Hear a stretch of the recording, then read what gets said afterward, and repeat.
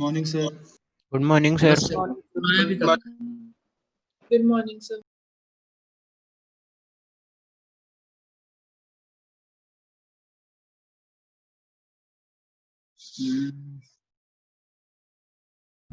Good morning sir.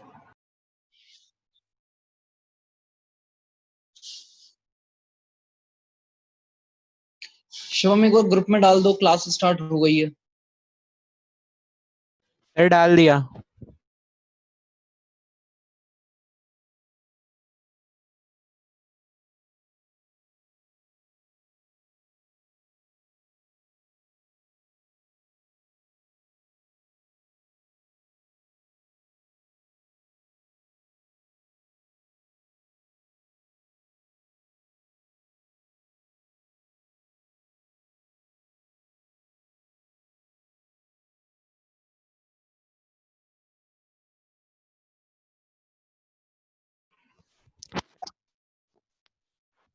Excuse me sir.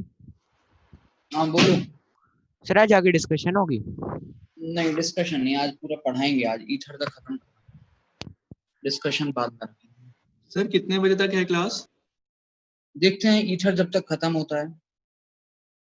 Ether ही है main, alcohol तो हो चुका है, एल्कोहल में तो ज्यादा टाइम नहीं लगेगा। ईथर करवाना है आज।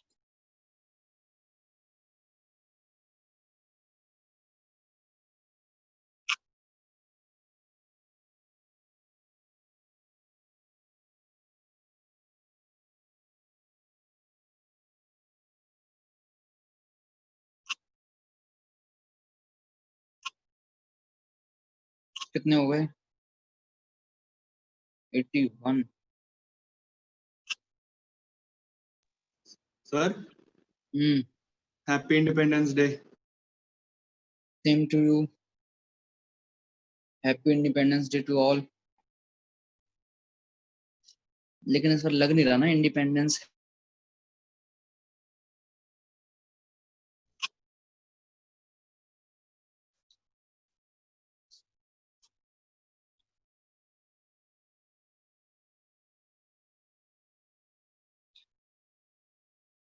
गुड मॉर्निंग अग्रति, कहाँ है तुम्हारे साथ के बाकी लोग? अभी बस 83 आए हैं।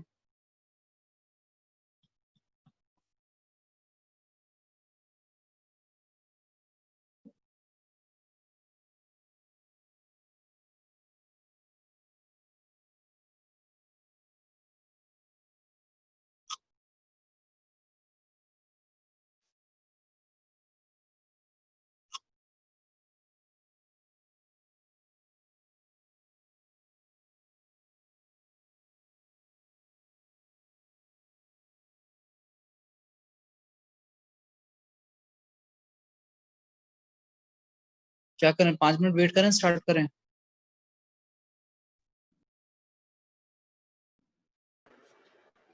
वेट कर लेते तो स्टार्ट कर दो सर, 1 घंटा पहले सर स्टार्ट कर दो। भाई इतना मीन बनना सही नहीं है। जिन लोगों का वो लोग भी आ रहे हैं। चलो 5 मिनट, 9:06 हो रहे हैं, 9:11 पे स्टार्ट कर रहा हूँ।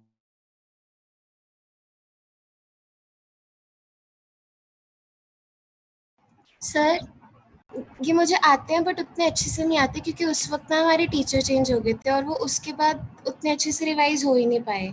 ठीक है। तो वो रिवीजन करनी है, तो आप थोड़ा सा बता दो कि स्टार्ट कैसे करें, मतलब एडवांस लेवल के क्वेश्चंस हो जाए। एक काम करो फिर आप इधर यहाँ से जो DIA में मैंने पढ़ाया है, DIA वाले किसी बच्चे से आप नोट्स ले लो। ठीक है, उनको पढ़ना स्टार्ट करो। जो चीज ना समझ में आए मुझसे व्हाट्सएप पे पूछते चलो। Okay sir, thank you sir. हाँ जी, 9:11 पे रीस्टार्ट कर रहे हैं। Sir good morning sir.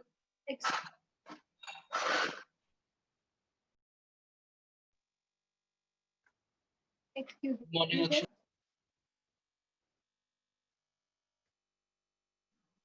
Sir अभी क्या बात चल रही थी?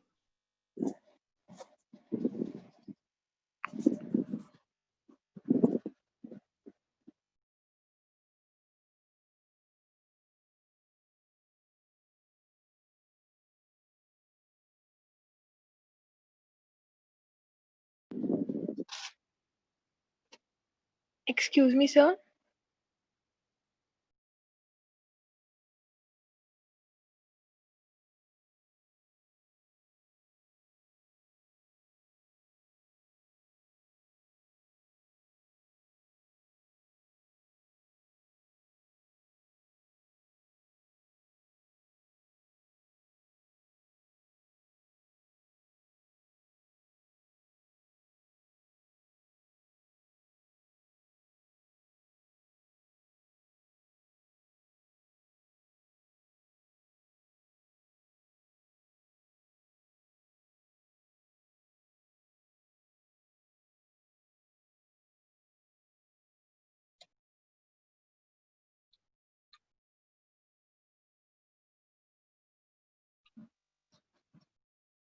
तो एल्कोहल चल रहा था अपना, है ना। एल्कोहल में हमने ये देख लिया था कौन सा, HiO4 चल रहा था, पर आयोडिक ऑक्सीडेशन। पर आयोडिक ऑक्सीडेशन में आप एक नोट लिख लीजिए। पर आयोडिक ऑक्सीडेशन में देखो होता क्या है कि ये जो दो OH होते हैं ना,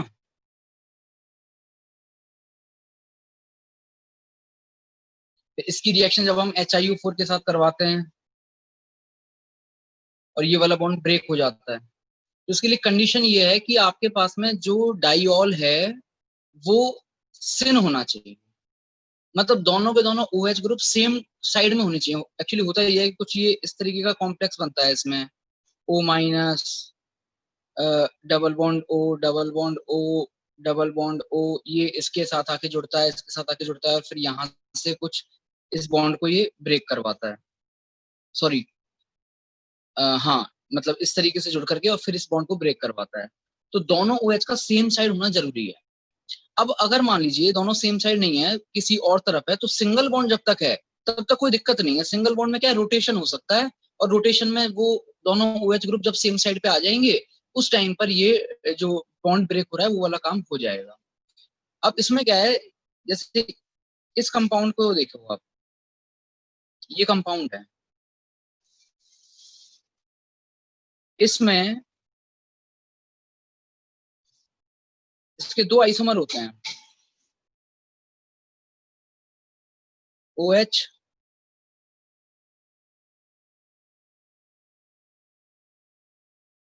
और एक होता है ये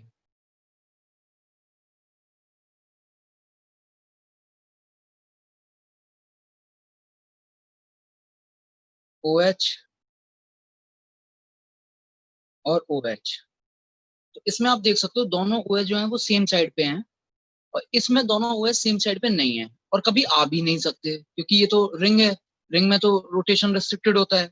तो इसकी रिएक्शन जब आप HiO4 के साथ करवाओगे तो होगी, और बता सकते हो क्या बनेगा। इस केस में बनेगा OH जिन कार्बन पे हैं उसके बीच का बॉन्ड ब्रेक होकर के यहाँ भी डबल बॉन्ड O आ जाएगा, इस पे डबल बॉन्ड O लगा दो, और इस पे भी डबल बॉन्ड O लगा दो। लेकिन इस केस में HiO4 के साथ कोई रिएक्शन नहीं होती। क्यों नहीं हो रही है, क्योंकि दोनों OH का सेम साइड होना जरूरी होता है। नोट कर लीजिए इसको, पहले नोट लिखो एक, लिखिए, only syn diols, only syn diols react with HiO4, only syn diols react with HiO4। उसके बाद में ये एग्जांपल लिख लीजिए।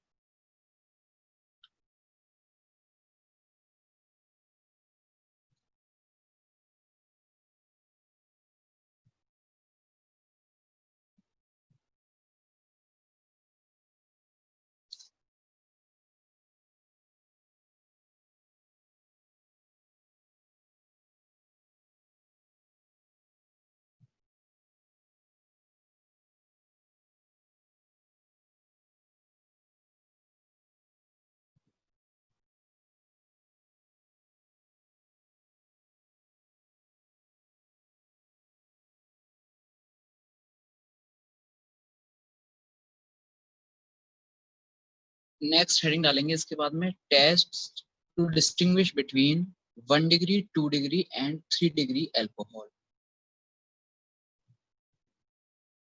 चलो इसको एक लास्ट क्वेश्चन और पूछ लेता हूँ HiO4 पे।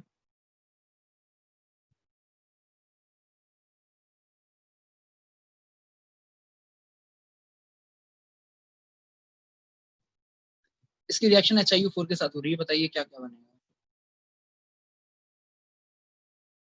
This compound is being treated with HiO4, product क्या क्या बनेंगे।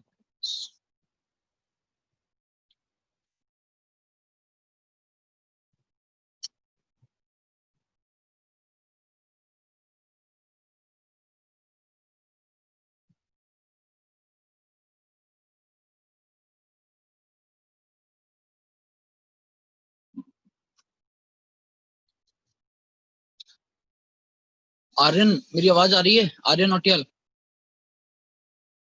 Yes sir. आयुष होगा तुम्हारे आसपास में।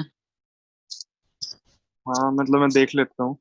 हाँ, उसको ये बोल दो कि जो उनको 10 बजे से क्लास का बोला हुआ था वो 10 से नहीं होगी, 11 के आसपास स्टार्ट करेंगे।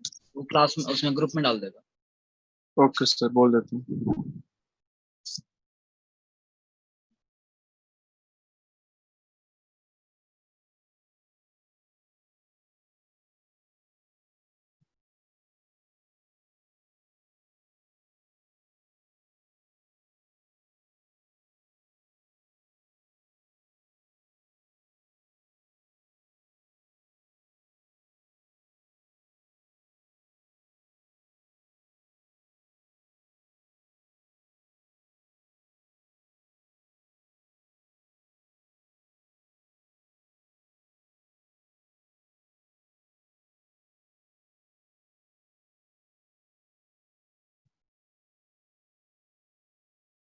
हाँ जी, बन गया? क्या बनेगा इस केस में,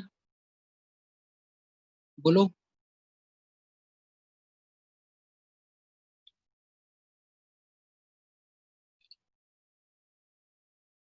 बताइए।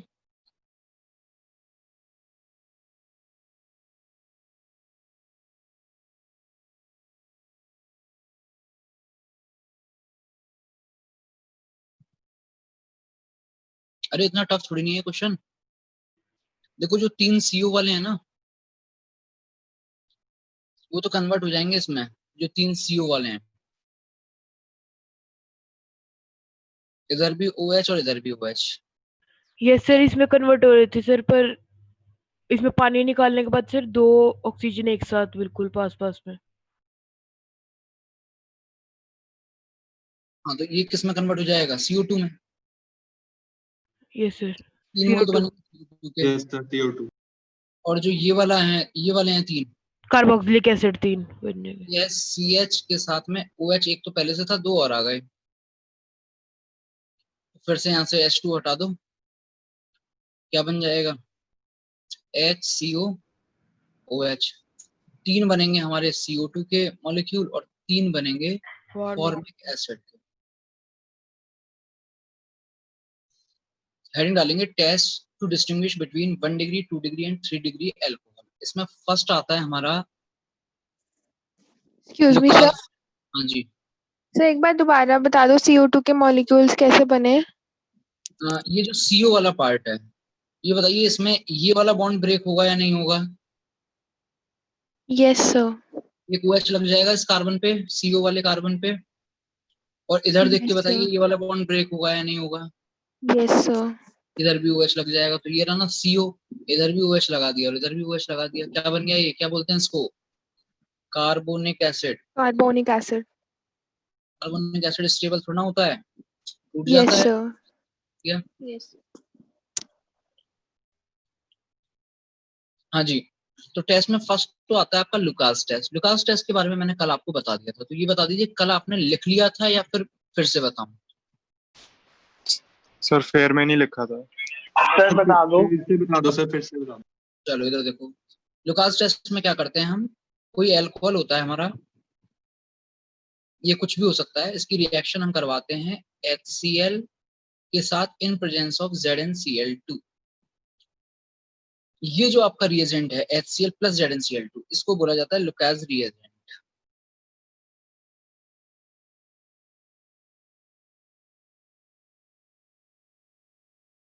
Lucas reagent. और यहां से बनता क्या है? RCl। और जो एल्काइल क्लोराइड होते हैं उनका कलर कैसा होता है? व्हाइट। कैसे डिस्टिंग्विश कैसे करते हैं इसमें? अगर हमारा एल्कोहल 1 डिग्री है, इफ एल्कोहल इज 1 डिग्री और लुकास रिएजेंट ले लिया आपने, सॉरी 3 डिग्री से स्टार्ट करो, 3 डिग्री, तो एकदम तुरंत इमीडिएटली क्या आ जाएगी? व्हाइट टर्बिडिटी आ जाएगी। टर्बिडिटी मतलब वो धुंधलापन आ जाएगा व्हाइट कलर का, पूरी उसमें ट्यूब में व्हाइट व्हाइट कलर हो जाएगा तुरंत। अगर 2 डिग्री एल्कोहल है आपका, इसके साथ अगर आप लुकास रिएजेंट लेते हो तो तुरंत तो लेकिन लगभग 5 से 10 मिनट में आपकी रिएक्शन हो जाएगी और 5 से 10 मिनट के बाद में टर्बिडिटी आ जाएगी। लेकिन अगर 1 डिग्री अल्कोहल है तो आप आधे घंटे तक भी बैठे रहो, वो आधे घंटे तक भी वाइट टर्बिडिटी नहीं आएगी। कब आएगी? गरम। अगर गर्म करने पे आ रही है तो हमें पता चलता है 1 डिग्री है, 5 से 10 मिनट में आ रही है तो 2 डिग्री है, और अगर तुरंत वाइट टर्बिडिटी आ रही है तो 3 डिग्री। ठीक है, रिएक्शन कैसे चलती होगी भाई? तो रिएक्शन में तो ऐसा है कि ये जो ROH है इसमें ये जो H+ आया आपका, क्या बनेगा यहाँ से? ROH2 प्लस, और इसके बाद में यहाँ से अलग R+, इस R+ के ऊपर जो Cl- है HCl वाला, ये अटैक कर देता है, RCl हो जाता है। सवाल आता है फिर ZnCl2 का क्या रोल है यहाँ पे? ZnCl2 का क्या रोल है? ZnCl2 के 2 रूल हैं। क्या है 2 रूल? आपके पास में जो 1 डिग्री अल्कोहल है ना, 1 डिग्री अल्कोहल के केस में ये H+ आकर के और H+ आकर के इसको यहाँ से अलग नहीं कर सकता। R+ बनेगा ही नहीं 1 डिग्री के केस में। स्टेबल होता है क्या 1 डिग्री वाला R+? नहीं होता। ZnCl2 भी जैसे आपका PCl3, PCl5, SOCl2, ROH अच्छा लीविंग ग्रुप बनाते थे नहीं बनाते थे, उसी तरीके से ZnCl2 भी इसको अच्छा लीविंग ग्रुप बनाता है, और अच्छा लीविंग ग्रुप बना करके फाइनली R+ जनरेट करने का काम करता है। एक काम तो ये है इसका। दूसरा ये है कि जो आपके पास H2O निकल रहा है, उस H2O को निकलने में एक तरीके से डिहाइड्रेटिंग एजेंट का भी काम करता है ZnCl2, उस H2O को निकालने में असिस्टेंस प्रोवाइड करता है।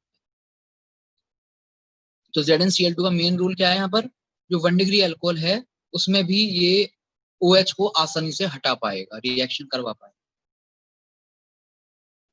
सर सर वीडियो बीच बीच में रुक रही थी सर।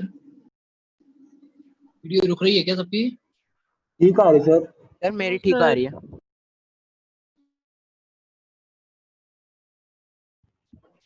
सर मेरी भी बीच बीच में रुक रही थी सर। थोड़ी नेट का प्रॉब्लम है थोड़ा आप लोगों का। आज मेरी सही चल रही है, आज मेरी नेट में दिक्कत नहीं है। सर ऐसा भी तो हो सकता है कि 3 डिग्री अल्कोहल में SN1 चल रही हो और 1 डिग्री में SN2 चल रही हो। इसमें एक्चुअली जो ZnCl2 लिया जाता है ना, वो ZnCl2 SN1 के लिए ही लिया जाता है। मतलब वो वैसे तो अगर SN2 भी थोड़ी बहुत चल रही होगी, लेकिन ZnCl2 का मेन रोल वही है कि वो उसमें भी बड़ी आसानी से RCl बना दे ROH से। हाँ जी, लुकास टेस्ट आ गया समझ में? कल ही देख लिया था वैसे ये तो। अब दूसरा वाला टेस्ट और देख लेते हैं इसका। सर इसमें ZnCl2 और जो H+ था वो सेम ही, मतलब R+R+ बना रहे हैं। हाँ, दोनों का मतलब काम ऑलमोस्ट सेम ही है। जहां मतलब एक तरीके से देखा जाए तो ZnCl2 ज्यादा बेटर तरीके से, H+ से भी ज्यादा अच्छे तरीके से ZnCl2 उसको अच्छा लीविंग ग्रुप बनाता है, ज्यादा बेटर लीविंग ग्रुप बनाता है। तो सर हम एक क्यों नहीं लेते? क्या सर हम फिर एक ही क्यों नहीं लेते, दोनों क्यों लेते हैं एक साथ? ZnCl2 जो है वो सोर्स ऑफ Cl- नहीं है ना, तो Cl- तो फिर आपको अलग से भी लेना पड़ेगा। Okay sir. इसके बाद में दूसरा आता है आपके पास में test, Victor Meyer test.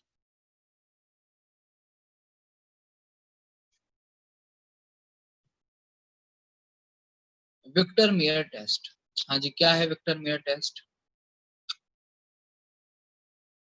3 column बना लीजिए। 1 डिग्री अल्कोहल, R CH2OH,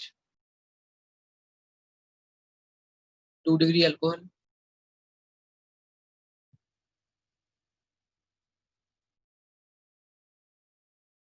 और 3 डिग्री अल्कोहल।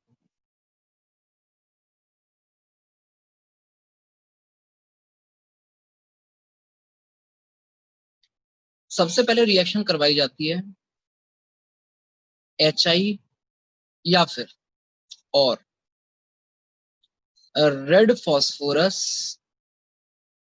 प्लस I2 के साथ। तो पहले तो मैं आपको रेड फॉस्फोरस और I2 का मतलब बताता हूँ। रेड फॉस्फोरस और I2 तुरंत रिएक्शन करके P प्लस I2 तुरंत रिएक्शन करके PI3 बना लेते हैं। ये जो रेड फॉस्फोरस और I2 लिया है, ये इसका मतलब है PI3। एल्कोहल के साथ में ये रेड फॉस्फोरस I2 या फिर HI ले लिया जाता है तीनों केसेस। एक्चुअली आपने ट्यूब में लिया हुआ है एल्कोहल, आपको तो पता ही नहीं है वो 1 डिग्री है, 2 डिग्री है, 3 डिग्री है। तो आपने उसमें क्या मिला दिया है उस ट्यूब में? आपने HI या फिर रेड फॉस्फोरस और I2 मिला दिया।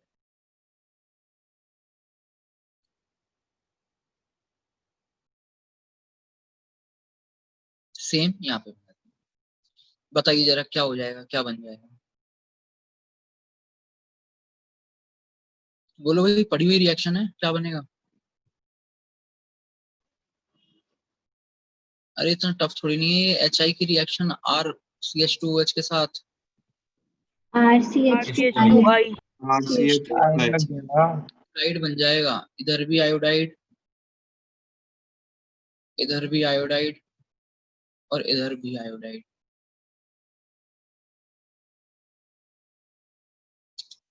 आयोडाइड बनने के बाद में रिएक्शन करवाई जाती है AgNO2 के साथ में, सिल्वर नाइट्राइड के साथ में। पढ़ाया हुआ है मैंने, KNO2 और AgNO2। सोच के बताइए क्या बनेगा, ONO जुड़ेगा या NO2 जुड़ेगा? NO2 पक्का याद है ना? ONO तो नहीं होता इसमें। Yes sir, no sir. हाँ जी, NO2 जुड़ेगा। तो यहाँ क्या बनेगा? RCH2NO2। यहाँ क्या बनेगा? RCHRNO2। और यहाँ क्या बनेगा? RCRRNO2। इसके बाद में रिएक्शन करवाई जाती है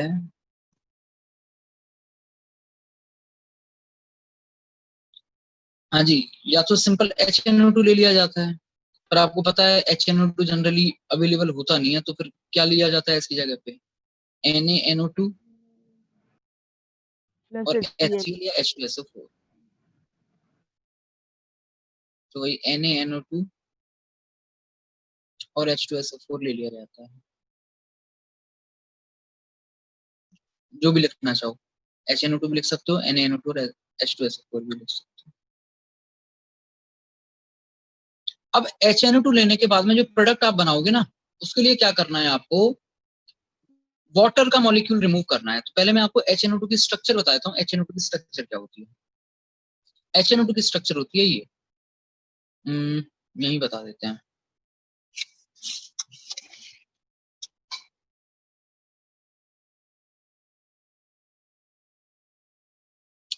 एक तो डबल बॉन्ड O होता है और एक OH होता है, ठीक है? तो जब आप इसकी रिएक्शन HNO2 के साथ करवाओगे, वाटर रिमूव होगा। कैसे रिमूव होगा? देखो, 2 H तो जाएंगे यहां से, और अगर 2 H यहां से जा रहे हैं, जा सकते हैं 2 H, तो फिर HNO2 में से पानी के लिए सिर्फ और सिर्फ एक ऑक्सीजन जाएगा। कौन सा वाला ऑक्सीजन? ये वाला ऑक्सीजन चलेगा। तो यहाँ से ये ऑक्सीजन हटा दो, वहां से 2 H हटा दो, इस नाइट्रोजन की 2 वैलेंसी वैकेंट हो जाएंगी, उस कार्बन की 2 वैलेंसी वैकेंट हो जाएंगी। जोड़ दीजिए, क्या बन गया बताओ? R C, हाँ जी, दोनों H हट चुके हैं इसके, NO2 और HNO2 का O हट चुका है, तो डबल बॉन्ड N और OH, ये कंपाउंड बन जाएगा। नेक्स्ट, यहां से वही HNO2 ले रखा है, फिर से H2 हटाना है, लेकिन इस बार यहाँ तो केवल एक ही H है। अगर यहाँ केवल एक ही H है तो HNO2 में से क्या हटेगा इस बार? इस बार OH हटेगा, ताकि वाटर पूरा हो सके। तो बताओ क्या बनेगा? R C R R ऊपर लिख दो सर। हाँ जी सर एक बार जो आपने NaNO2 प्लस H2SO4 डाला, उसके बाद में सर उसकी मैकेनिज्म बता रहे थे, एक बार वापस बता दो सर। सर नेट की प्रॉब्लम है सर। पंकज, नेट है ना, थोड़ा सही करवाओ यार, पता है नहीं क्लास सर, में सर अभी बिल्कुल सही चल रहा था सर काफी दिनों से। सर आज थोड़ी दिक्कत आई है थोड़ी सी बीच में। रुको बता दूंगा अभी। हाँ जी, RRCNO2 और H यहाँ से हट रहा है, OH वहां से हट रहा है। जरा बताना यहाँ पे फिर क्या लग जाएगा अगर OH वहां से हट रहा है तो? NO लग जाएगा। इस केस में ये वाला कंपाउंड बन जाता है। नेक्स्ट, इस केस में कोई रिएक्शन ही नहीं होती क्योंकि यहाँ पर कुछ H OH वगैरह कुछ है ही नहीं, नो रिएक्शन, यही रुक जाती है। इसके बाद में डाला जाता है इसमें बेस NaOH।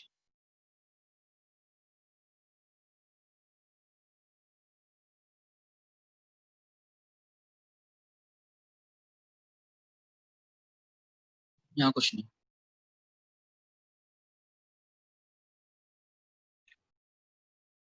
तो बेस डालने पर ये जो कंपाउंड आया है आपका स्टार्टिंग में, इसका कलर होता है ग्रीन। इसका कलर कैसा है? ग्रीन। और जैसे ही आप इसमें बेस डालते हो तो एसिड बेस रिएक्शन हो जाती है। देखो इसमें एक एसिड एक H है। एसिड बेस रिएक्शन करने के बाद में इसका ये कॉन्जुगेट बेस बनेगा O पे माइनस वाला, और उसका कलर चेंज हो जाता है, ग्रीन से ये हो जाता है रेड। यहाँ जो आपने NaOH डाला बेसिकली उससे कोई रिएक्शन नहीं होती। ये जो कंपाउंड ऊपर लिखा हुआ है ये खुद ब्लू कलर का होता है, और NaOH डालने के बाद भी ब्लू कलर मेंटेन रहता है क्योंकि इसकी कोई इसके साथ रिएक्शन नहीं होती है। और इस केस में तो स्टार्टिंग में कोई कलर नहीं आया, यहाँ तो वैसे ही नो रिएक्शन चली रही है। तो अब देखिए, अब हमने डिस्टिंग्विश कर लिया। अगर आपकी ट्यूब में लास्ट में रेड कलर आ रहा है तो आपका जो एल्कोहल था वो कैसा था? 1 डिग्री एल्कोहल था। 1 डिग्री अल्कोहल, तो वो 2 डिग्री एल्कोहल था। और अगर कोई भी कलर नहीं आ रहा है तो वो है आपका 3 डिग्री। उसको याद करने की ट्रिक है GRB। GR दोनों के दोनों किसके करस्पॉन्डिंग है? 1 डिग्री के करस्पॉन्डिंग, और ये जो B है वो किसके करस्पॉन्डिंग है? 2 डिग्री के करस्पॉन्डिंग। तो आपको कलर का वो पता चल जाएगा कि GR और B किस किस में है। अदरवाइज फिर कंफ्यूजन रहता है बाद में कि ग्रीन कहाँ आता है, रेड कहाँ आता है। तो इस तरीके से सीक्वेंस याद कर लेंगे हम GR। सर ये NaOH क्यों डाला है? सर हमें को पता तो चल गया था ग्रीन ब्लू और नो कलर आ गया। एक्चुअली क्या है ना, अभी आपने वो क्वांटिटेटिव एनालिसिस क्वालिटेटिव एनालिसिस पढ़ा नहीं है। क्वालिटेटिव एनालिसिस में क्या होता है कि एक चीज को कंफर्म करने के 4 बार किया जाता है, उसको पता चल जाता है, फिर से उसके बाद में एक और श्योरिटी के लिए किया जाता है। तो ऐसा हो सकता है ये ब्लू कलर किसी और वजह से आ रहा हो, है ना, ये ग्रीन कलर पता नहीं, हो सकता है शायद किसी और वजह से आ रहा हो, तो उसको श्योरिटी के लिए NaOH और बनाया जाता है। Okay sir. हाँ जी पंकज, ध्यान देना आप, बाकी लोग इसको नोट डाउन कर लो। पंकज तुम ध्यान दो।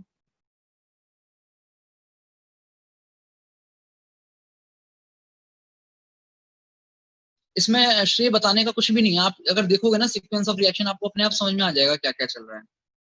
बस ये लास्ट वाला देख लो, लास्ट वाली रिएक्शन कैसे हुई है। पंकज अब तुम्हारा नेट सही चल रहा है या नहीं चल रहा है? मैं बता दूं फिर से, तुम कहो सर मैंने तो सुना ही नहीं, मेरा तो नेट ही खराब। सही चल रहा है सर। इधर देखो, RCH2NO2 ये है कंपाउंड, इसकी रिएक्शन आप करवा रहे हो HNO2 के साथ। HNO2 होता है ये।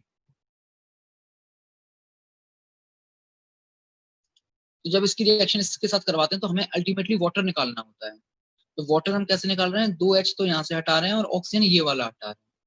तो जब 2H यहाँ से हटाओगे और ऑक्सीजन ये वाला हटाओगे, ध्यान से देखो ये कंपाउंड बन जाएगा। ठीक है सर, ठीक है सर।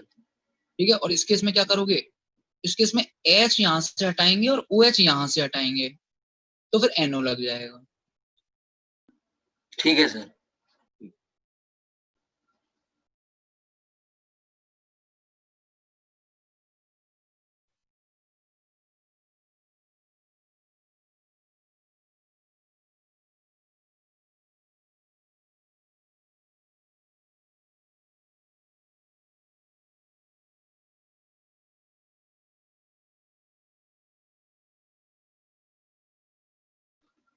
सर ये पूरी मैकेनिज्म तो याद नहीं रखनी ना इस वेक्टर मेयर की?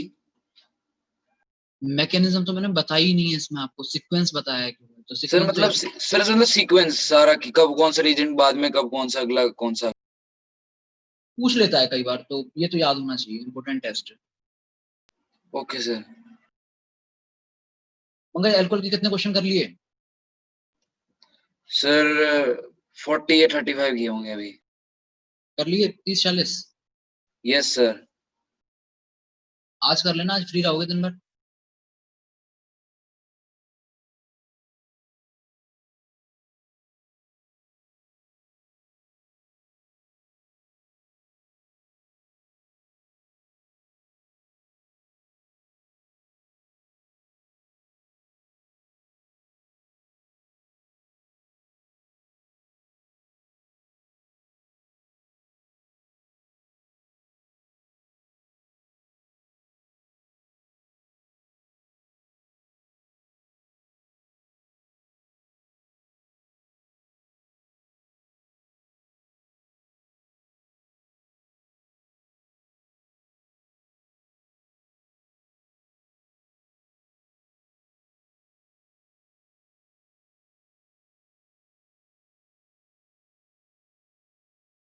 सर आप इसकी फोटो भेज दो सर, उस देख के लिख लेंगे सर।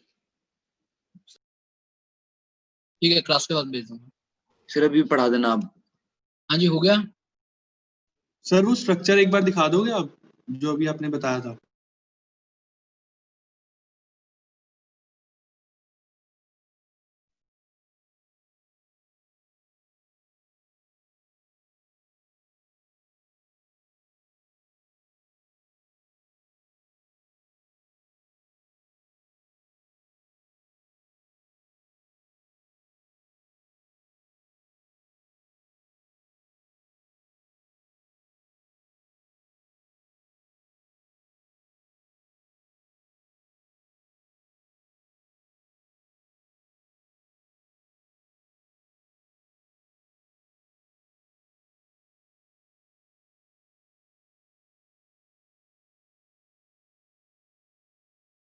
हाँ जी, बढ़े आगे।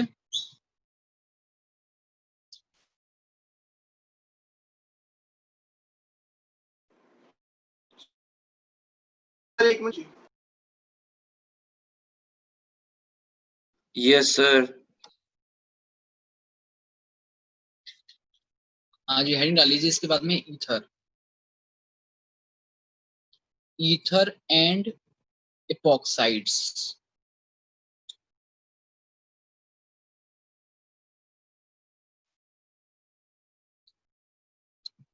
एल्कोहल के बाद में एक पेज छोड़ देना, एक पेज छोड़ने के बाद लिखना ईथर एंड एपॉक्साइड्स।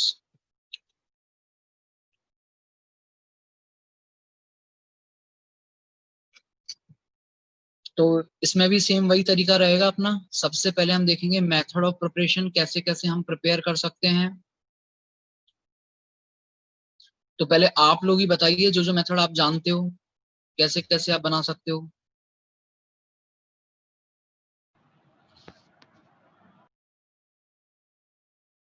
हाँ जी, ईथर बनाने के Williamson ether synthesis. Williamson ether synthesis, ठीक है। पहली आ गई है हमारी विलियमसन ईथर सिंथेसिस।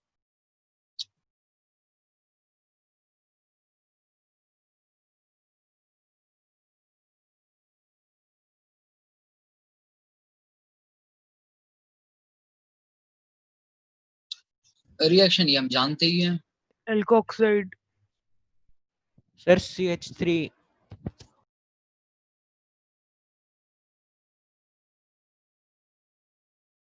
ये बैक साइड से अटैक करता है। कौन सी मैकेनिज्म से होती है रिएक्शन? SN2। SN2। क्या बन जाता है? ROR।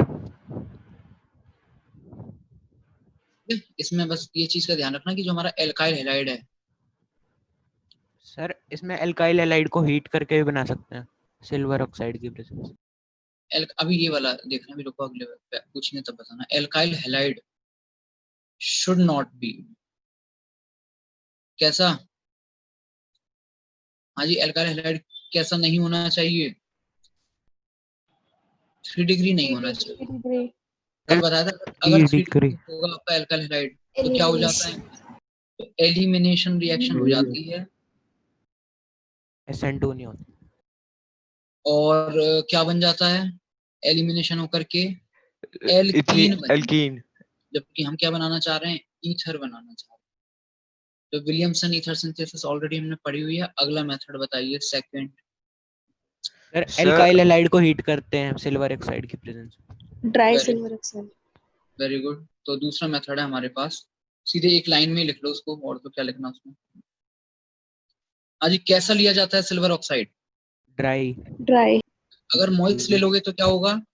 वाटर एल्को एल्कोहल बन जाएगा। मॉइस्ट Ag2O का मतलब होता है AgOH। तो वहां से OH माइनस जो आएगा वो उसको सब्स्टिट्यूट कर देगा। तो रिएक्शन करवाई जाती है Ag2O के साथ। कैसा Ag2O है ये? Dry Ag2O। हाँ जी, AgCl बन क्या जाएगा? ROR। ये मेथड हमने पढ़ा हुआ है। और बताइए इसके अलावा। Sir alkoxy group sodium alkoxide करके एल्काइल हैलाइड। ये रहा सोडियम एल्कोक्साइड, ये रहा एल्काइल हैलाइड। हो तो गया विलियमसन ईथर सिंथेसिस। 4 बार सुनना पड़ेगा। सर अल्कोहल को एक concentrated H2SO4। Very good. Alcohol है, किसके साथ रिएक्शन भाई? Concentrated H2SO4। 140 degree Celsius. Concentrated H2SO4। बस ध्यान किस चीज का रखना है? टेम्परेचर। 140%। टेम्परेचर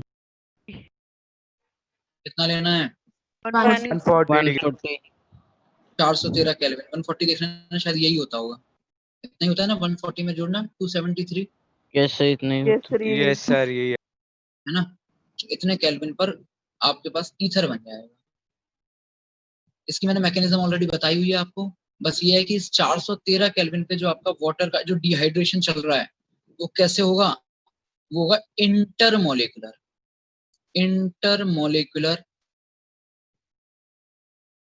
डिहाइड्रेशन होगा पानी का। मतलब ROH और दूसरा ROH, दो मॉलिक्यूल में से मिलके वाटर का एक मॉलिक्यूल हटेगा। और वहीं अगर टेम्परेचर आपने 443 केल्विन लिया होता, 170, एलिमिनेशन हो जाएगा। कौन सा एलिमिनेशन होता है? E2 intramolecular. E2 होता है। हाँ, E2 तो है। इंट्रामोलिकुलर डिहाइड्रेशन होता है, जिससे हमारा प्रोडक्ट क्या बनता है? एल्कीन। पढ़ा हुआ है ये सब चीजें, ज्यादा डिटेल में जाने की तो जरूरत नहीं है। चलिए भाई आगे अगला मेथड बताइए ईथर बनाने सर का। ग्रिग्नार्ड ग्रिग्नार्ड कैसे बनाएंगे? ग्रिग्नार्ड से बनाओ, ग्रिग्नार्ड से बताओ कैसे सर बनेगा? OH अल्कोहल ले लेंगे, उसमें से H निकल जाएगा। एल्कोहल ले लेंगे, उसमें से H निकल जाएगा और ईथर बन जाएगा। सर ड्राई ईथर की प्रेजेंस में उसको करवाते हैं। तो ड्राई ईथर की प्रेजेंस में तो रिएक्शन होती है, हमें ईथर बनाना है। उसका यूज नहीं पूछा है आपसे कि यूज क्या है ईथर का। हाँ जी, और मेथड सोचिए। पिनबोन सिमोनिनी रिएक्शन। नहीं, उसमें ईथर नहीं बनता, आपको गलत याद है। उसमें एस्टर बनता है। हाँ, ठीक है। हाँ जी, और बताइए।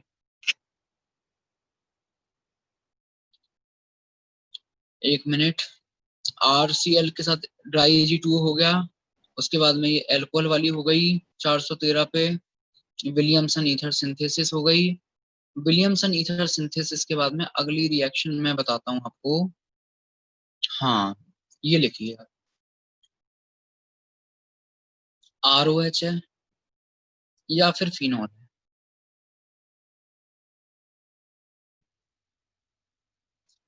अगर इसकी रिएक्शन CH2N2 के साथ करवाई जाए, याद मत करो, नाम याद करो CH2N2 का क्या नाम होता है? CH2N2 का डाइआज़ोमीथेन। जी, इसका नाम होता है डाइएजोमीथेन। डाइआज़ोमीथेन। और यहाँ सॉल्वेंट जो चलता है आपका, वो चलता है HBF4 और हीट।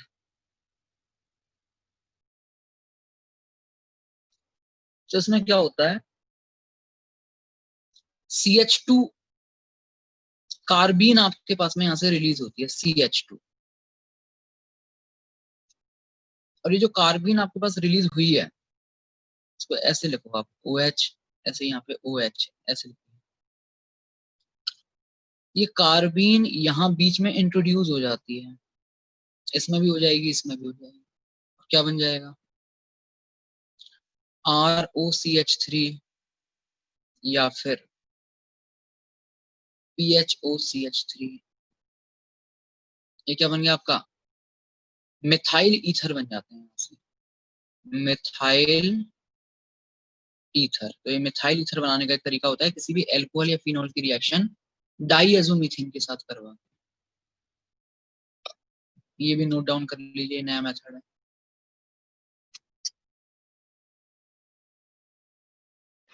सर लास्ट में क्या लिखा है पेज के? Methyl ether.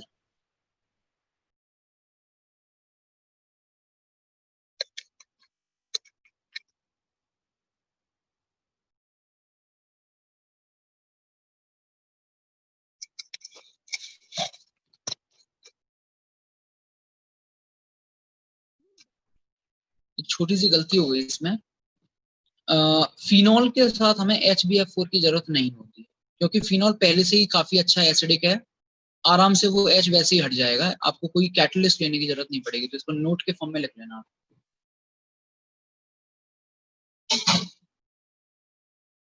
अच्छा, इस कंपाउंड का कॉमन नेम जानते हो क्या? PHOCH3 का इसका कॉमन नेम पता होना चाहिए हमें। एनिसोल। एनिसोल। हाँ जी, लिख लेना, इसके नीचे इसका नाम होता है एनिसोल। एनिसोल। सर डाइएजोमीथेन हमने पहले भी यूज किया कहीं, सर मेरे को याद नहीं आ रहा। डाइएजोमीथेन, डाइएजोमीथेन का जहां तक मुझे याद आ रहा है, मैंने केवल आपको उसकी रेजोनेटिंग स्ट्रक्चर पढ़ाई है, रेजोनेंस पढ़ाते टाइम, बाकी तो और कहीं नहीं पढ़ाई अभी तक। Okay sir. हाँ जी, नोट लिख लीजिए। लिखिए, catalyst HBF4 is not needed, catalyst HBF4 is not needed with phenol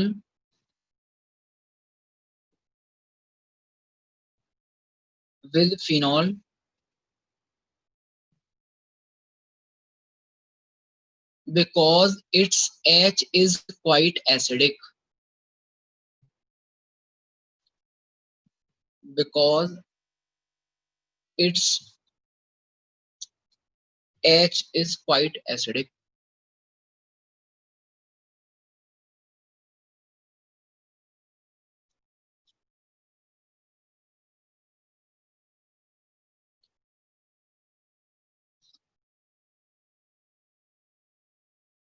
हाँ जी, क्लियर है यहाँ तक? नेक्स्ट अगला मेथड देखिए ईथर बनाने का।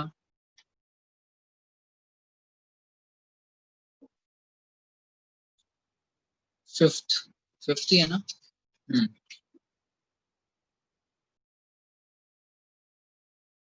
आपने एल्कोहल बनाने का एक मेथड पढ़ा है, अगर याद हो तो आपको। क्या नाम होता था इसका?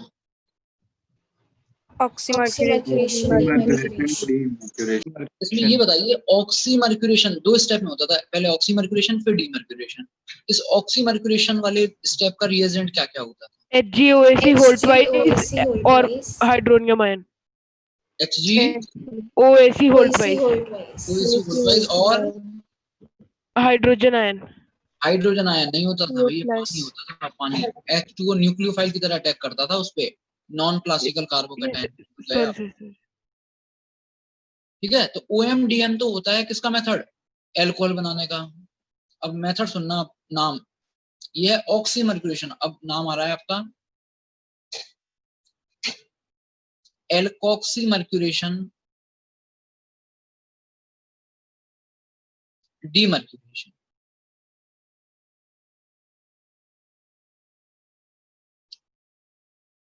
तो डीमर्क्यूरेशन सब कुछ वही है, बस ये एल्कोक्सीमर्क्यूरेशन हो गया है। मतलब इस H2 की जगह क्या यूज करने लग जाएंगे अब हम?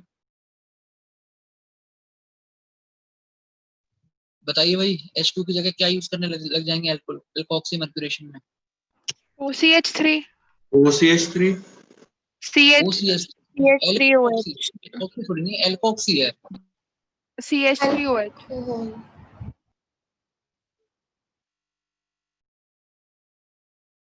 CH3OH ROH CH3OH क्यों, मेथॉक्सी लिखा हुआ है, ये कोई भी R हो सकता है ना। और डीमर्क्यूरेशन का रिएजेंट याद है किसी को? NaBH NaBH4 ठीक है, रिएक्शन देखिए।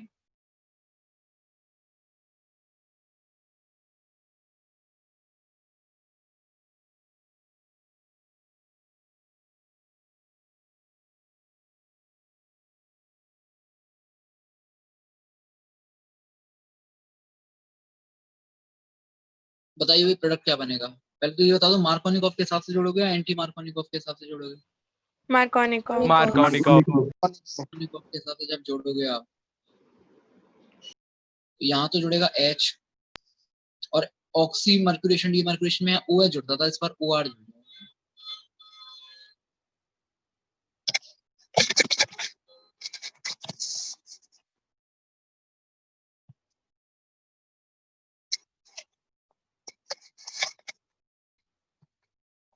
एक मिनट।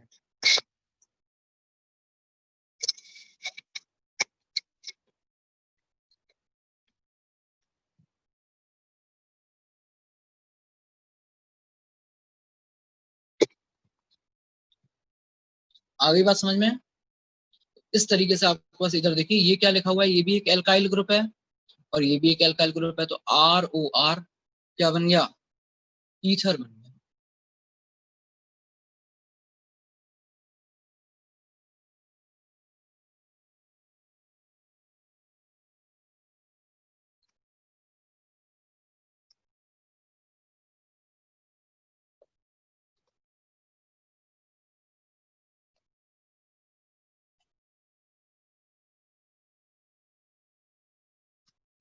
नोट डाउन कर लीजिए।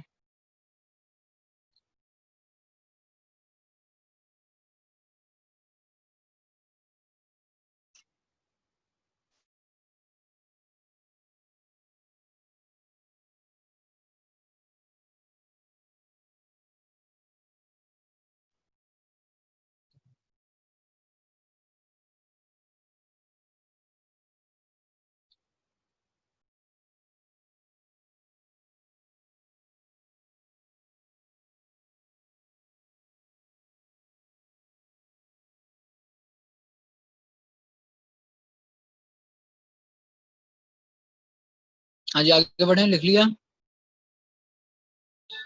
2 मिनट सर।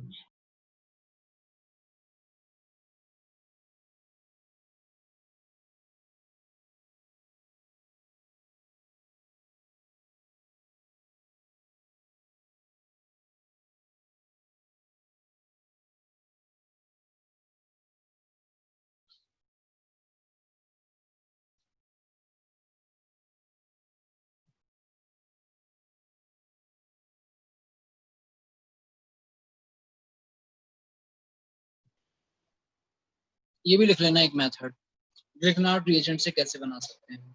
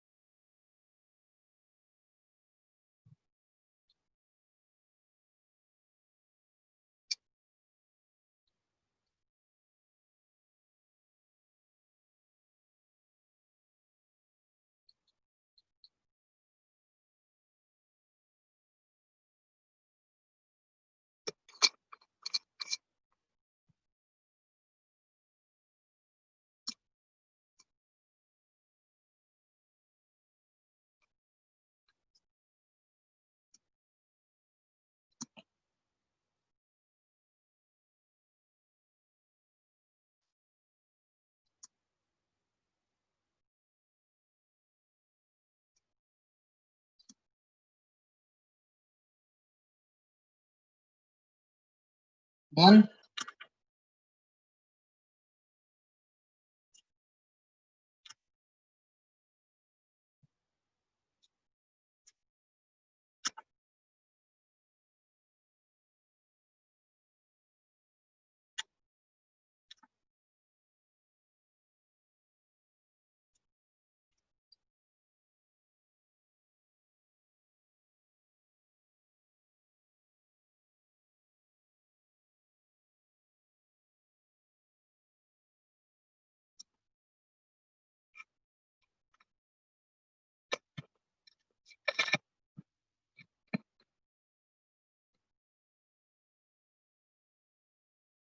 आज आगे बढ़े। Yes sir. आगे ग्रिग्नार्ड रीजन वाली रिएक्शन समझ में आपको? Yes sir. Yes simple SN2 चल रही है, RMGX लिया, उस RMGX ने Cl को सब्स्टिट्यूट कर दिया, तो एक स्पेशल टाइप का रिएक्टेंट लेना पड़ेगा अगर आपको ग्रिग्नार्ड रीजन से ईथर बनाना है। तो ये तो कुछ ज्यादा मतलब स्पेशल रिएक्शन हुई नहीं, क्योंकि इसमें तो ऑलरेडी वो ईथर वाला ग्रुप तो पहले से ही है, तो ऐसा तो है नहीं कोई हमने नया जनरेट किया हो। ठीक है, चलिए आगे बढ़ते हैं। इसके बाद में हेडिंग डाल लीजिए, ये हो गई method of preparation. Next heading डालिए chemical reaction of ether. Chemical reaction of ether.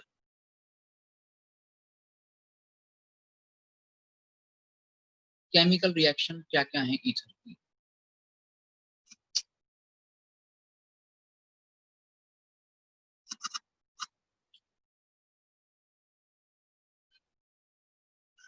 हाँ जी, केमिकल रिएक्शन ऑफ ईथर में सबसे पहली रिएक्शन तो वही है जो बहुत इंपॉर्टेंट आपको एक बताई हुई है, HI के साथ।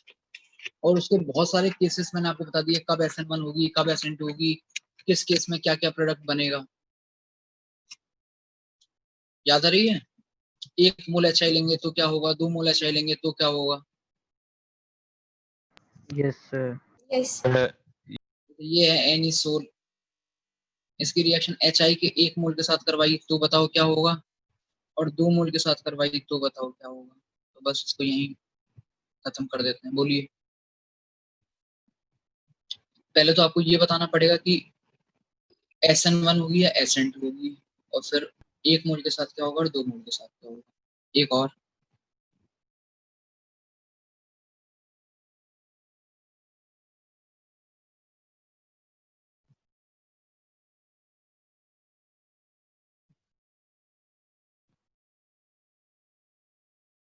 ऑलरेडी पढ़ी हुई रिएक्शन है।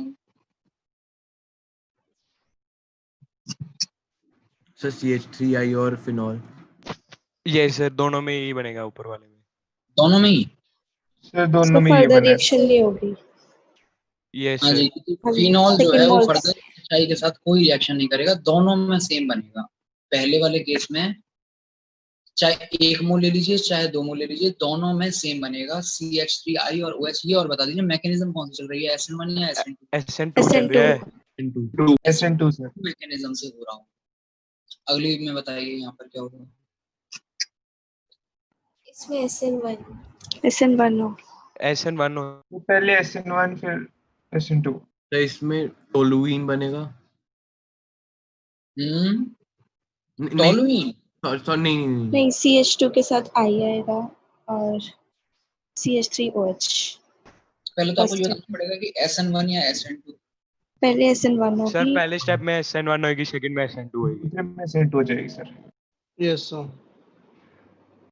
हाँ जी, पहले वाले में होगी SN1, क्योंकि SN1 हो सकती है यहाँ पर। ये रेजोस्टेबिलाइज्ड। तो जो कार्बोकैटायन है उसके साथ तो I जोड़ दो, क्या बन गया, क्या बोलते हैं इसको, कल ही मैंने नाम बताया था आपको इस कंपाउंड का, बेंजाइल आयोडाइड। और साथ में क्या बन गया, CH3OH।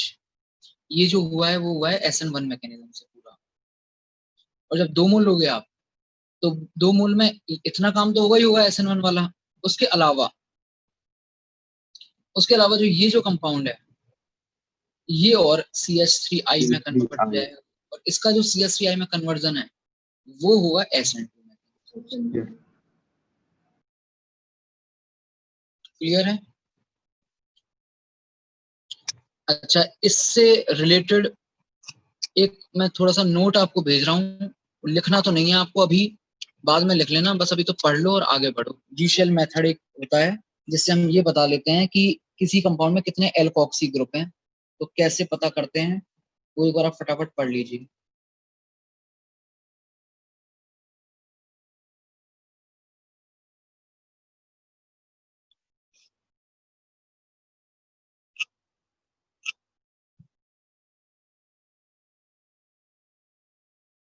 हाँ जी फटाफट पढ़ो। सर सर आपने क्या बोला, वो जो आप फोटो भेजोगे वो पढ़नी है? हाँ सर वो एक पढ़ लो सेकंड बस, और उतनी डाउनलोड हो रही उतनी है। जगह जगह छोड़ दो, पढ़ के जगह छोड़ दो, समझ लो बस उसको। एक सेकंड में भेज रहा हूँ सर, लोडिंग हो रही है। हम्म।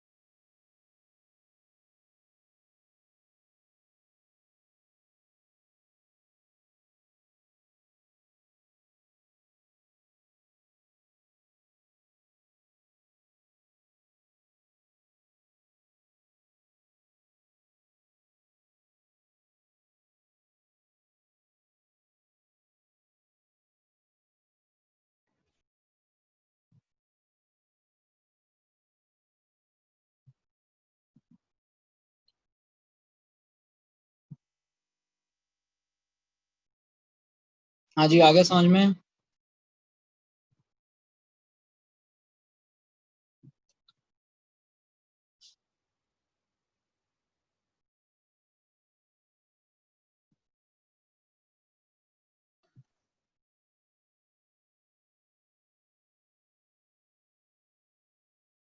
सर एक बार समझा दो सर नोट। देखिए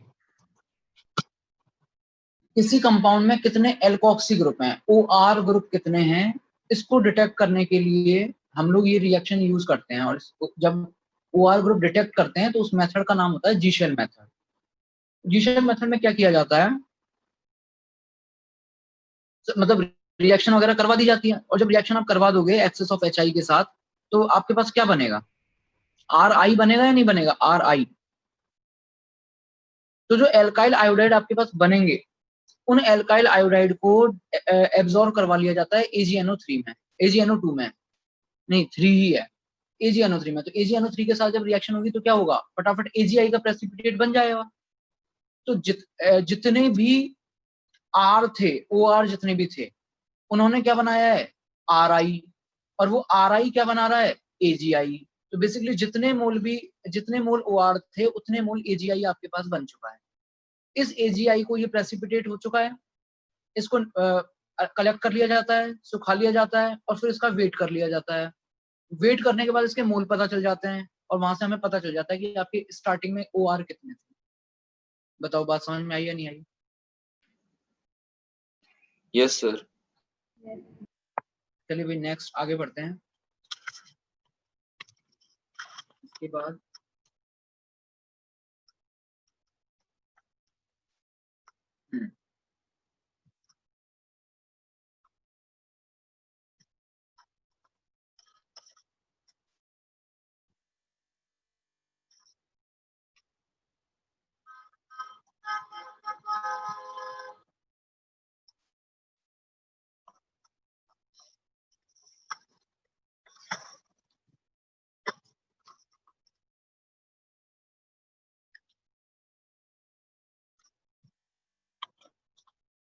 नेक्स्ट थोड़ा ये सोच के बताओ,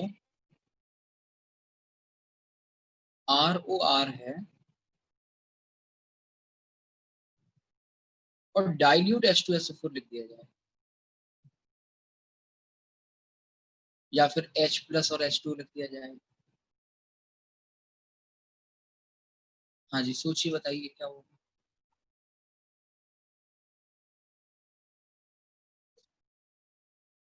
बोलो।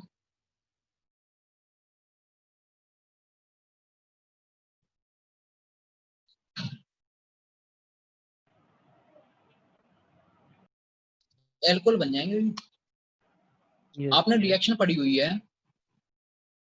एल्कोहल कंसंट्रेटेड H2SO4, एल्कीन बनती थी, एल्कीन की हाइड्रोलिसिस से एल्कोहल बनता था, तो वही तो है, एल्कोहल है। एल्कोहल से अभी अभी हमने कंसंट्रेटेड H2SO4 लेकर के ईथर बनाया है, और अगर इस ईथर की हाइड्रोलिसिस करवा दोगे तो एल्कोहल वापस मिल जाएगा। मैकेनिज्म बताऊं या फिर कर लोगे? HI जैसी ही है मैकेनिज्म, कोई अलग मैकेनिज्म नहीं है। बताइए, हो ये जाएगा बताओगे? सर।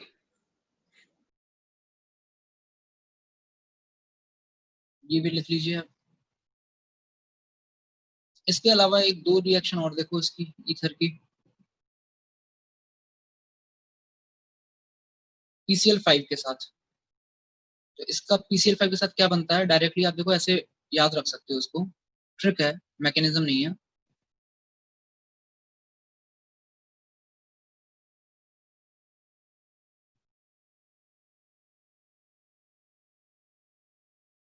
क्या बन गया? RCl, R-Cl और PuCl3। जब ईथर की रिएक्शन PCl5 के साथ होती है तो ये बनता है। एक और रिएक्शन,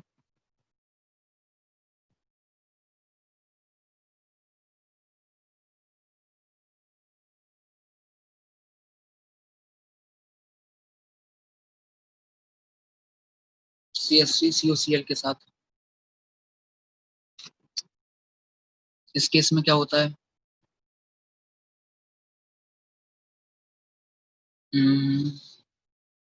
CH3Cl, एक मिनट,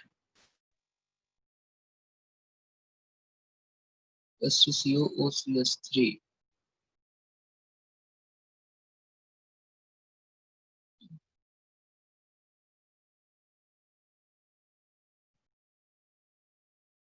एक मिनट, इसमें लिया जाता है एनहाइड्रस AlCl।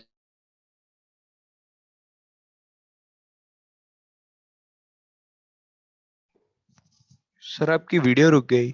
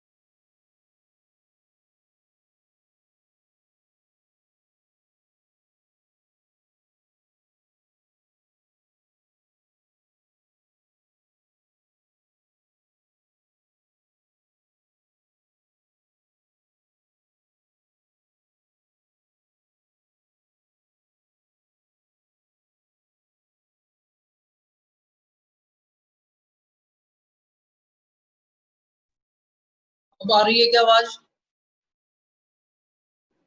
आ रही है। Yes. हाँ, कहाँ तक सुन लिया था आपने?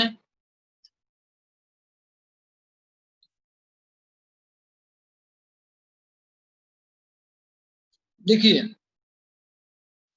जब ROR डैश की रिएक्शन CH3COCl के साथ होती है तो इस केस में आपके पास, इस केस में क्या होगा, इसको ऐसे याद रख सकते हो आप, CO, ठीक है, ROR डैश COCH3 और Cl। यहां से आपके पास CH3COOR आएगा और R डैश Cl आएगा। सर हाँ जी, सर एक बार ये लास्ट जो रिएक्शन लिखी है एक बार बोल दो सर, थोड़ा सर दिख नहीं रहा ब्लर। देखो ROR डैश, ये ईथर एक लिखा हुआ है हमने, इसकी रिएक्शन हम करवा रहे हैं एसिड क्लोराइड के साथ CH3COCl के साथ। यहाँ हमने लिया हुआ है एनहाइड्रस AlCl3। एनहाइड्रस AlCl3 की प्रेजेंस में यहाँ पर बनता है CH3COR एस्टर और R डैश Cl।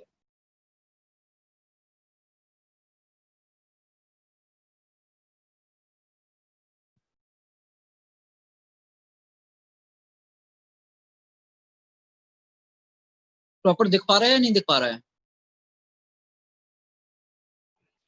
सही आ रहा है सर सब कुछ तो। सही है सर।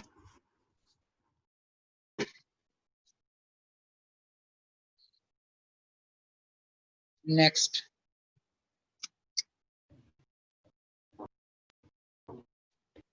सर हाँ जी, ये वाले रिएक्शन में जैसे R-Cl है वैसे RCl भी हो सकता था, तो हाँ जी, वो कैसे देखेंगे? इसमें अभी वही नोट लिखवा रहे हैं आपको, लिख लीजिए आप। यहाँ तक हो गया, बोलो नोट। Yes sir. लिखिए, the bigger alkyl group,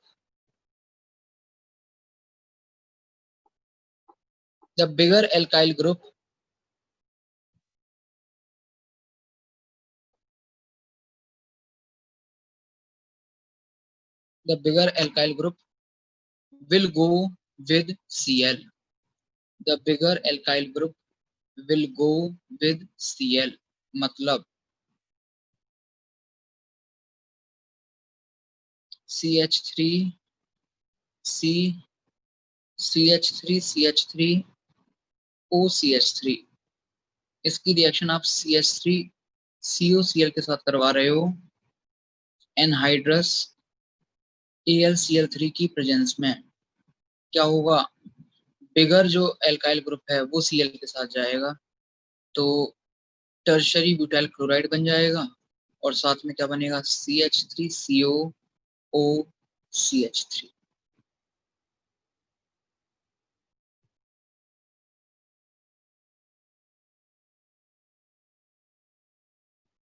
sir ये SN1 होती है?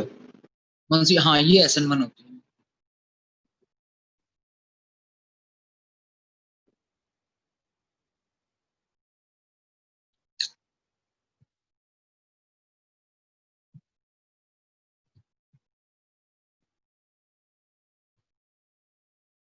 हाँ जी, नेक्स्ट लास्ट रिएक्शन आ रही है ईथर की। लिखिए, reaction with air in presence of light. Reaction with air in presence of light. Reaction with air in presence of light.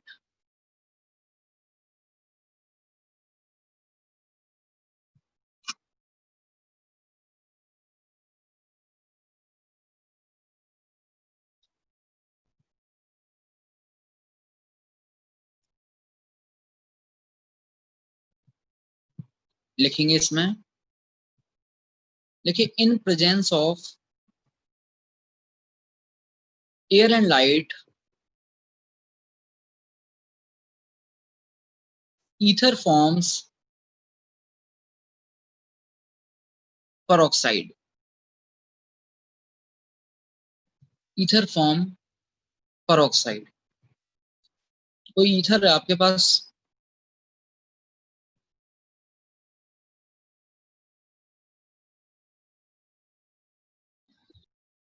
Air plus light peroxide बनेगा। कैसे बनेगा देखो, जो एडजेसेंट कार्बन है, ठीक है, ये भी हो सकता है, ये भी हो सकता है, उस एडजेसेंट कार्बन पे आपका peroxide बन जाता है। यहाँ आ जाएगा लास्ट में H।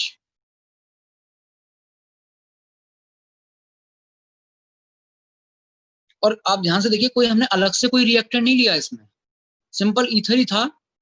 एयर जो कि नॉर्मली होती है, लाइट जो कि नॉर्मली होती है, तो जो ईथर है आपका वो सिंपल, अगर आपने उसको ओपन कंटेनर में भी छोड़ दिया तो ईथर क्या बना लेता है? peroxide बना लेता है। और ये जो peroxide है ये बहुत ज्यादा खतरनाक होता है। मतलब ये अगर प्रेजेंट है और आपने थोड़ा बहुत भी हीट कर दिया तो एकदम एक्सप्लोजन हो जाएगा। तो कभी भी अगर आपको ईथर को यूज करना है, उससे पहले ये चेक करना पड़ता है कि इस ईथर में कहीं इपॉक्साइड तो नहीं बन गया है। अगर इपॉक्साइड बन गया है तो पहले अगर peroxide बन गया है तो पहले उस peroxide को हटाना पड़ेगा। peroxide के रिमूवल के बाद में ही हम उस ईथर को अपनी रिएक्शन में यूज कर सकते हैं, अदरवाइज यूज नहीं कर सकते। इसमें लिखिए सर। हाँ जी। कौन सा एडजेसेंट कार्बन पे लगाते हैं, कुछ है या फिर किसी एडजेसेंट कार्बन। तो मतलब सर अगर मान लो लेफ्ट तरफ ज्यादा लंबी चेन है कार्बन की तो नहीं फिर तो कोई फर्क नहीं पड़ेगा ना। एक्चुअली आपके पास अगर एयर और लाइट आपने मतलब अच्छे खासे अमाउंट में ली हुई है, जो कि होती है, तो ऐसा नहीं है केवल इस पे लगेगा, इस पे भी लगेगा। मैंने तो केवल एक बना के दिखाया है आपको, एच हट के अच्छा। बीच में 2 ऑप्शन आ जाते हैं। Okay sir. मतलब इसमें ऐसा हो सकता है कि यहाँ पर एक और लग जाए, यहाँ पर भी लग जाए, यहाँ पर भी लग जाए, टोटल 4 एडजेसेंट वाले पे लगता है। ठीक है, लिखो, नोट लिखो। लिखिए these peroxides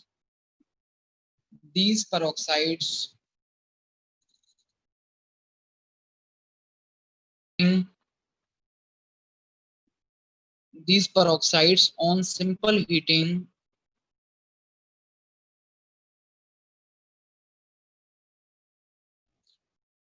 decomposes. These peroxides on simple heating decompose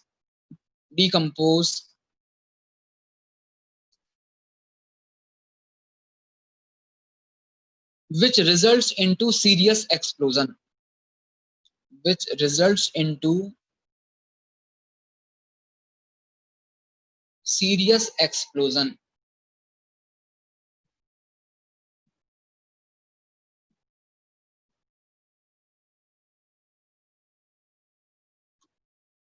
Which results into serious explosion. Full stop लगा के लिखिए that is why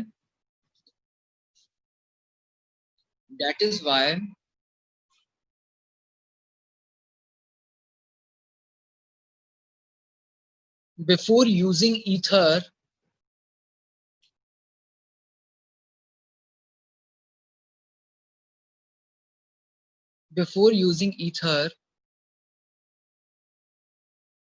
as a reactant or as a solvent, before using ether sir as video a रुक गई। reactant, हाँ क्या हुआ? Before using ether as a reactant or as a solvent,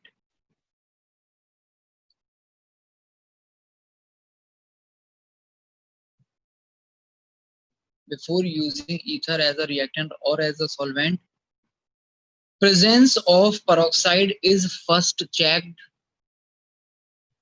Presence of peroxide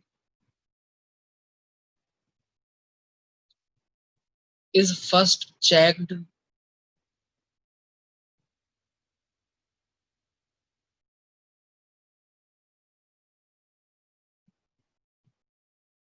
and it can only be used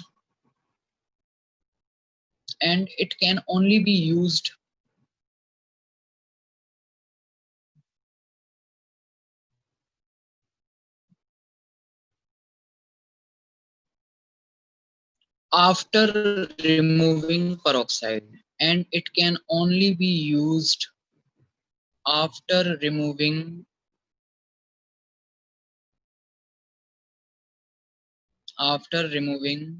peroxide. ठीक है, तो सबसे पहले तो देखते हैं कि चेक कैसे किया जाएगा इसको।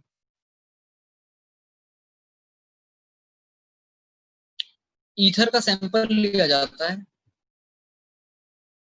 जिसमें हमें चेक करना है कि पेरोक्साइड है या नहीं है। ईथर का सैंपल लिया जाता है और ईथर के सैंपल में मिलाया जाता है Fe+2। अब अगर मान लीजिए इसमें पेरोक्साइड प्रेजेंट है तो वो पेरोक्साइड इस Fe+2 को Fe+3 में भेज देगा अगर प्रेजेंट है तो, और उसके बाद में हम मिलाते हैं KCNS। ये Fe+3 इस CNS के साथ तुरंत एक कंपाउंड बनाता है FeCNS होल थ्राइस, और ये जो कंपाउंड आपके पास बना है इस कंपाउंड का कलर होता है ब्लड रेड। ब्लड रेड मतलब एकदम डार्क रेड कलर अपीयर हो जाता है। तो अगर ईथर है, ईथर में अगर ईथर में पेरोक्साइड है तो चेक कैसे करते हैं? Fe+2 लिया जाता है, इस Fe+2 को का होता है ऑक्सीडेशन। इसका ऑक्सीडेशन कर कौन रहा होगा? कौन इसका ऑक्सीडेशन कर रहा है? इसमें जो पेरोक्साइड प्रेजेंट है वो पेरोक्साइड यहाँ ऑक्सीडाइजिंग एजेंट की तरह यूज होगा और +2 को भेज देगा +3 में। फिर मिलाया जाता है KCNS। KCNS इसके साथ में एक कंपाउंड बनाता है ब्लड रेड कलर का, तो हमें पता चल जाएगा कि हमारा जो सैंपल है इस सैंपल में क्या है, इसमें पेरोक्साइड प्रेजेंट है। तो इसको यूज नहीं किया जाएगा, पहले इसको रिमूव करना पड़ेगा फिर हम यूज कर सकते हैं। तो रिमूव कैसे करेंगे वो देखते हैं। पहले लिख लीजिए चेक कैसे किया है आपने। सर ये जो एक्सप्लोजन होती है ये कितने टेम्परेचर पे होती होगी? ये मतलब बहुत नॉर्मल टेम्परेचर पे भी हो जाती है, मतलब 40-50 से भी ज्यादा किया ना अगर टेम्परेचर थोड़ा बहुत, तो जो कि मतलब जनरली रिएक्शन में करना पड़ता है हमें, तो उतने टेम्परेचर पे बड़ी आसानी से एक्सप्लोजन हो जाता है। सर पेरोक्साइड करवा दीजिए इसकी ऑक्सीडेशन।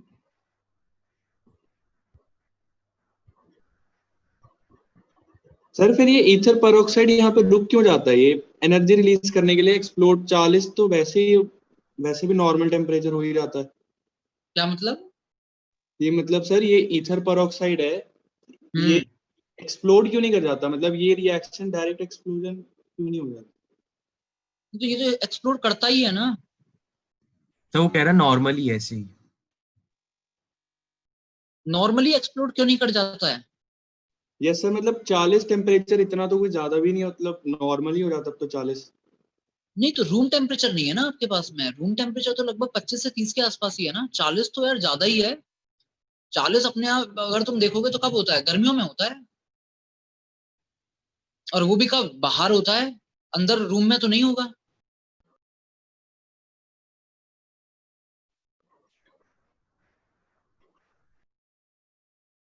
मतलब जो हम रिएक्शंस करवाते हैं उन रिएक्शंस में जनरली आपको जितने भी टेम्परेचर पे हीट करना होता है, जो कि ज्यादा नहीं होता, उतने पे एक्सप्लोड कर जाता है, रूम टेम्परेचर पे नहीं करता। तो वहां हमें जब तक ये बॉटल में बंद है तब तक हमें नहीं पता चलेगा कि इसके अंदर पेरोक्साइड है या नहीं है, वो आपको चेक करना पड़ेगा रूम टेम्परेचर पे। तो अच्छा, अब इधर देखो हटाना कैसे। हटाना बहुत इजी, एक्चुअली इसी स्टेप में हटाने वाला काम भी हो चुका है। देखिए जो भी आपका ईथर सैंपल है इसकी रिएक्शन आप या तो KI के साथ करवा दो या फिर Fe+2 के साथ करवा दो। अगर KI के साथ करवाओगे तो ये जो पेरोक्साइड है ना इसमें, वो पेरोक्साइड ऑक्सीडाइजिंग एजेंट की तरह यूज करेगा और इसको ऑक्सीडाइज करके I2 में भेज देगा और खुद रिड्यूस होके ईथर में आ जाएगा। ऐसे ही इसमें Fe+2 को Fe+3 में भेज देगा और खुद रिड्यूस होके ईथर में आ जाएगा। तो बस इनमें से कोई भी डाल दिया जाता है, कोई रिड्यूसिंग एजेंट मिला दिया जाता है, और वहां से जो ईथर का सैंपल है उसमें जो भी पेरोक्साइड है वो खत्म होके प्योर ईथर आपको यहाँ मिल जाता है।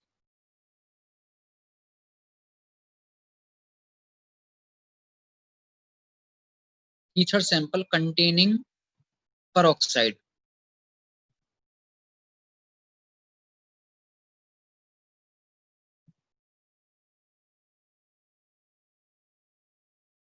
इसकी रिएक्शन KI या Fe+2 के साथ करवाते हैं तो इनको इन सब्सटेंस को ऑक्सीडाइज कर देगा, खुद रिड्यूस होकर किस में आ जाएगा, ईथर में आ जाएगा। इस तरीके से ईथर को हम यूज करने लायक बनाते हैं।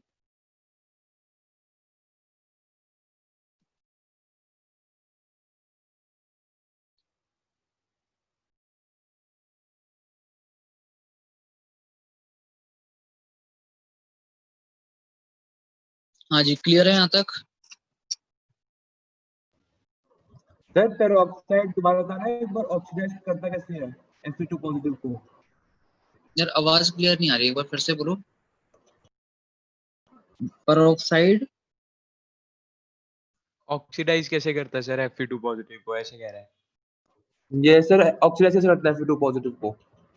आपने रिडॉक्स में जब रिडॉक्स पढ़ाया गया होगा आपको तो बताया गया होगा कि जो H2O2 है, H2O2 एक ऐसा रिएजेंट है जो ऑक्सीडाइजिंग एजेंट भी है और रिड्यूसिंग एजेंट भी है। Yes sir. यहाँ पर ये इसको ऑक्सीडाइजिंग एजेंट का काम करता है।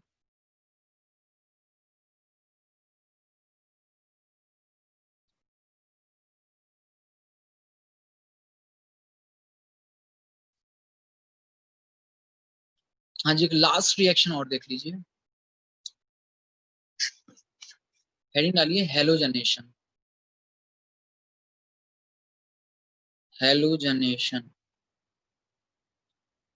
ये हैलोजनेशन कई जगह हमने पढ़ लिया, एल्कीन्स में भी पढ़ लिया, फिर एल्कीन में भी पढ़ लिया, इस बार ईथर में भी पढ़ रहे हैं।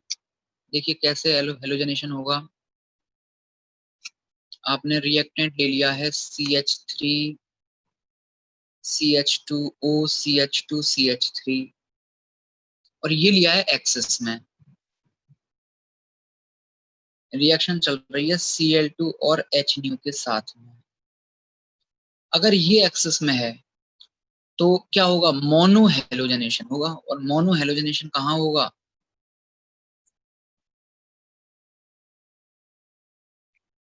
ऑक्सीजन के बगल वाले कार्बन पे।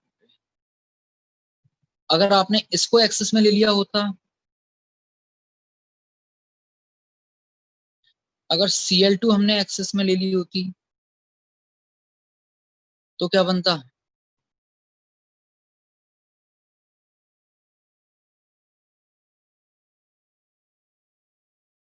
ठीक है। और सही बात तो ये है कि अगर कुछ ज्यादा ही एक्सेस में है तो यहां से भी हट ही सकता है, क्योंकि एल्केन्स में भी तो हेलोजनेशन करवाया हुआ है हमने। सिंपल कार्बन कार्बन बॉन्ड है, एल्केन जैसा ही तो है। यहाँ पे भी पहले ये हटेंगे, अगर और भी ज्यादा है, टेम्परेचर अप्रोप्रिएट आप दे रहे हो तो यहाँ से भी हट सकता है, पर क्लोरो ईथर बन जाएगा। तो ये वाला काम तो खैर कभी नहीं करवाया जाएगा, बस इसको एक्सेस में लेके मोनो हेलोजनेशन करवाया जाएगा।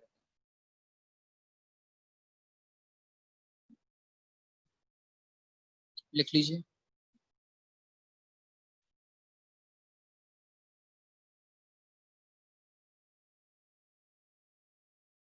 ये ईथर आपका कंप्लीट हुआ, यहीं तक रखते हैं इसको, बाकी फिर नेक्स्ट क्लास में देखेंगे। आप लोग अल्कोहल कंप्लीट कर लेना। हाँ सर एक वो बता दो सर, LiAlH4 वाली सर काफी जगह आ रही है MS चौहान में ईथर के साथ। ईथर की रिएक्शन LiH4 के साथ? Yes sir. होती नहीं। AlC3 भी दिया। ईथर की कोई एपॉक्साइड होगा, एपॉक्साइड होगा, आपको गलत याद है, एपॉक्साइड होगा शायद तक। Yes sir. इसकी हो जाएगी, इसकी कैसे हो जाएगी, इधर देखो। इसके आपने RMGX के साथ रिएक्शन पढ़ी है क्या? जैसे मान लो यहाँ ये सर पढ़िए। RMGX के साथ कैसे करवाते थे, यहाँ से R- आता था, R- कहाँ अटैक करता है, लेस हिंडर्ड कार्बन पे, लेस हिंडर्ड, और ये ओपन कर दोगे आप तो CH3CO- CH2 और R, और बाद में फिर हाइड्रोलिसिस वगैरह करा के यहाँ पे H लगा देते हो। इसी तरीके से जो आप LiLH4 के साथ कह रहे हो ना, वो ईथर नहीं होगा, एपॉक्साइड होगा, मतलब ये साइक्लिक ईथर होगा। इस तरीके से LiAlH4 क्या देगा, H-, H- कहाँ अटैक करेगा आपका H-, न्यूक्लियोफाइल है भाई, कहाँ अटैक करेगा, इस कार्बन पे, लेस हिंडर्ड पे। क्या बनेगा, CH3CO- CH3। बाद में LiLH4 के साथ मैंने बताया हुआ है आपको, पानी इसके साथ तो यूज कर नहीं सकते, बाद में आप पानी मिलाओगे तो बाद में यहाँ पर H लग जाए। आ गई बात समझ में?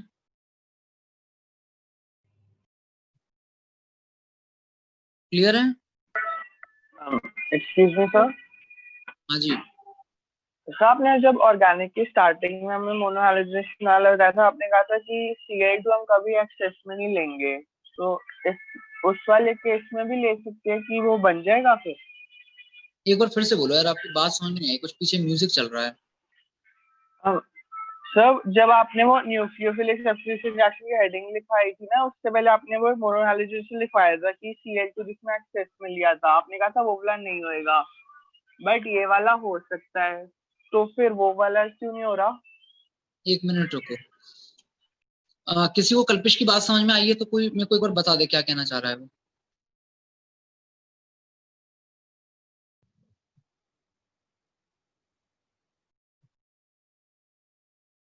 किसी को भी समझ में नहीं आई क्या बोल रहा है?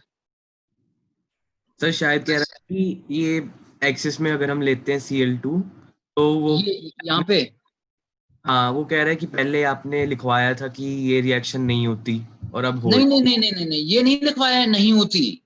मैंने लिखवाया है कि इसको लेने में रिएक्शन जो है वो फ्रूटफुल नहीं होती, मिक्सचर ऑफ कंपाउंड बन जाता है हमारे पास में। जैसे अगर आपने CH4 के साथ Cl2 एक्सिस में लेकर के रिएक्शन करवाई तो 4 तरीके के कंपाउंड बनेंगे, पता है क्या क्या? CH3Cl, CH2Cl2, CHCl3 और CCl4। फिर इनको सेपरेट कर पाना हमारे लिए पॉसिबल नहीं होता, तो ये रिएक्शन हमारी कोई काम की नहीं होती। मैंने ये बताया, ये नहीं कहा कि रिएक्शन नहीं होती, होती है बट हमारे लिए काम की नहीं होती वो रिएक्शन। सॉरी सर, वो एस्टर था जो मैं कह रहा था, LiAlH4 वाला। तो एस्टर तो जब पढ़ेंगे तब बताएंगे ना, ईथर में एस्टर क्यों बताएंगे तुमको? सर उसमें था MS1 में सर, दो तीन जगह आया था। एस्टर के साथ तो यार करवा ही सकते हो ना, उसमें दिक्कत क्या है? मैंने आपको बताया तो जितने भी एसिड डेरिवेटिव हैं, थोड़ा दिमाग खोल के बैठा करो क्लास में। NH2 को छोड़ के उनकी रिएक्शन LiLH4 के साथ नहीं बताइए आपको? बताइए सर। क्या बनेगा? एल्कोहल बनेगा, केवल किसको छोड़ के? NH2 को। NH2 को छोड़ के। NH2 के केस में क्या बनता है? वो NH3 बन NH2 एमाइन बनता है उस केस में। ये नहीं बताई थी शिवम? सर और जो इस Z के अंदर सर OR होता है हमारा ईथर में, ओ एस्टर में सॉरी सर, वो O भी हो जाता है हमारा, OH में कन्वर्ट हो जाता है। हाँ, वो जो OR है यहाँ, ये जो कंपाउंड है वो तो इसमें कन्वर्ट हो जाएगा, और जो OR है वो ROH में कन्वर्ट हो जाएगा। बस सर वो कंफ्यूजन थी सर, ये पहले वाला 2 एल्कोहल बनते हैं उसमें फिर। सही बात है। Okay sir. सर हाँ जी, वो जो आज आपने कराया था एनहाइड्रस AlCl3 में जो बताया था कि bigger alkyl group will go with Cl, उसका रीजन क्या है? उसका मैं एक बार देखता हूँ, मैं खुद उसकी मैकेनिज्म सोच रहा हूँ, मैं देख के बता दूंगा। Okay sir. Excuse me sir. हाँ जी सर, आज के नोट्स भेज दोगे प्लीज? ठीक है Nikita, thank you sir. Sir कल कोई एक्स्ट्रा क्लास रखी है आपने? नहीं कल नहीं है, तो कल आप आराम से एल्कोहल का अपना कंप्लीट कर लेना, उसके बाद में जब भी अपनी नेक्स्ट क्लास होगी उसमें हम लोग एल्कोहल डिस्कस करेंगे। सर अभी हम इपोक्साइड के क्वेश्चन कर सकते हैं खुद से? कल हाँ, कल पीटीएम है ना आप लोगों की?